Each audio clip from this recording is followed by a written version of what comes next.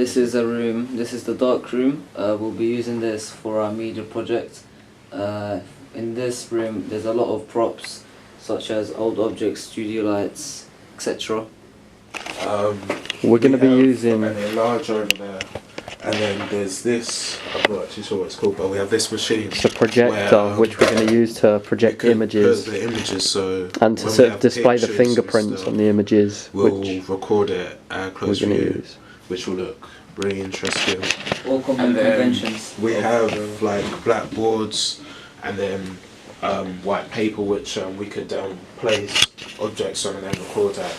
With the studio lights, which they're not in here at the moment, but that's the stand for them. We're going to use that in order for to present the credits as seen in our storyboard. For lighting in some of the scenes as well.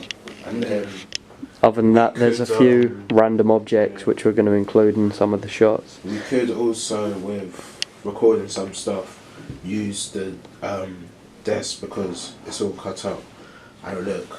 Gives it an pretty eerie feel, interesting. along with all the objects and stuff in here. It's all just sort of quite unusual and It really eerie. gives it a thriller vibe, which is why we're going to use this room. The second location we've chosen to use is this sports hall. We've chosen this as we felt that the flooring in the room fitted the theme of the film and the opening sequence and would look good in the shot where a body's being dragged across the floor.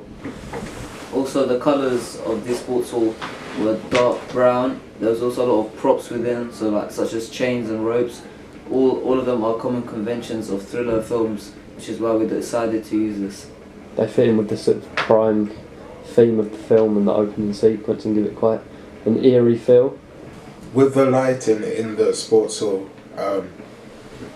it brings through a lot of light, which can go against us, but it can also help us in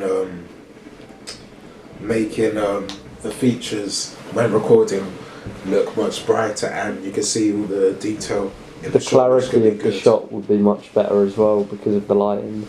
It would help the viewers to be able to visually recognise what's going on.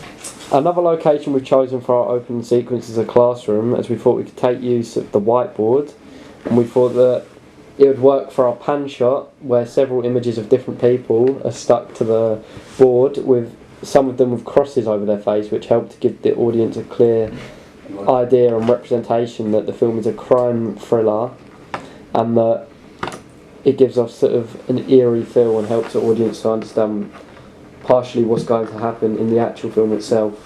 Furthermore, it gives a sense of narrative, so the audience actually understand the narrative a bit more. The use of the classroom and the board will help emphasize and exaggerate the villain and how bad he is, which is why we're going to use the board. So the narrative actually shows what the killer has done and perhaps why he's going to do it, which is always not very clear in the opening sequence, but I think that's something we're going to discuss pre-production. With the pan shot of the board,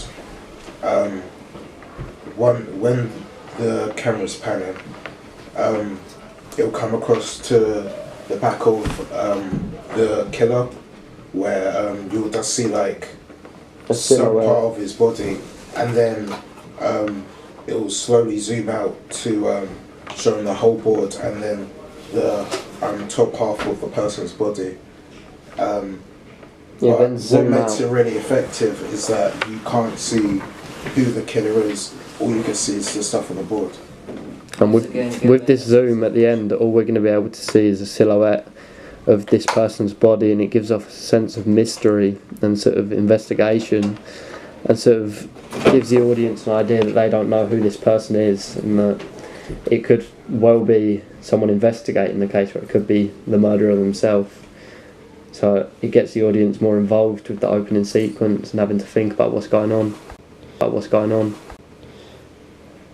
The next location we're going to use will be a train station, and we're thinking of using a local one as it starts to get darker and more into the evening. Train stations have an eerie type of feel and look quite mysterious and creepy in a way, and this helps us to support the idea of the film being part of the crime genre, and it sort of gives off a mysterious type of vibe to the opening sequence. It also gives a sense of how fast paced the film is, because trains are usually fast, so Yeah, because in the shot we're going to film a train going past, whilst the camera's stationary on a tripod, sitting on the station, so then the speed of the train going past will also help to set the tone and speed of the film and give the audience an idea of how quickly the film's going to progress during its actual time.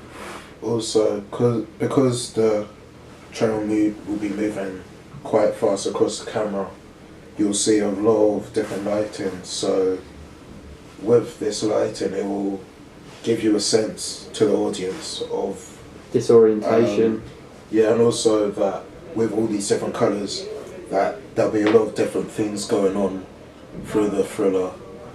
And yeah. since we're speaking of disorientation, perhaps a scene before the train scene, it could be a very slow scene followed by how fast the train is going. So a slow pace To scene give a sense of followed by confusion and sort of a slow pass.